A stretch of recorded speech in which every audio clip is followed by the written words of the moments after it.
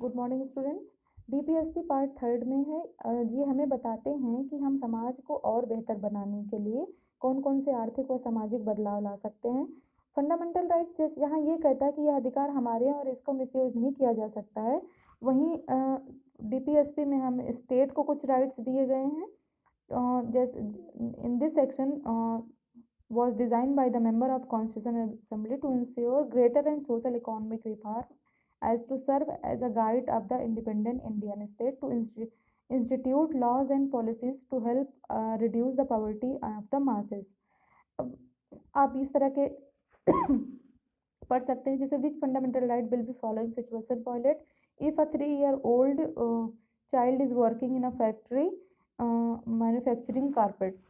It means कि child labour की बात हो रही है, तो आपको ये समझना है कि ये फंडामेंटल राइट क्या है। फंडामेंटल राइट के अंतर्गत ये आएगा। और फंडामेंटल राइट कौन सा वाला? आर्टिकल 24 राइट टू एक्सप्लॉयटेशन ना, जिसमें फोर्स लॉ और ट्रैफिकिंग की बात की गई है। फिर है if the politician in one state decided not to allow labourer from other state to work to his state, तो ये आएगा आपका डीपीएसपी के अंतर्गत, जिसमें राइट टू वर्क सबको दिया गया है। इफ इक्वल वर्क इफ ये आपका, और दूसरा ये आपका फंडामेंटल राइट में आर्टिकल 14 के अंतर्गत भी आएगा, राइट टू इक्वलिटी, किसी को भी काम करने का कहीं भी अधिकार है।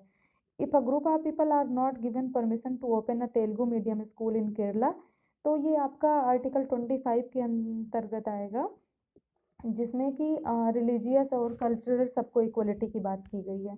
If the government decide not to promote an officer of the arm force for being a women, तो आर्टिकल 15 जो कि फंडामेंटल राइट है, जिसमें आपको किसी भी तरह का कास्ट जेंडर को ध्यान से बायस्ड होके आप नहीं ले सकते डिसीजन, इससे रिलेटेड है।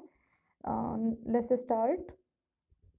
व्हाट इज अभी फिफ्थ स्तंभ में हमारा बचा सेकुलरिज्म। तो secularism state is one in which the state does not officially promote any one religion as the state religion. We will read more about the following chapters।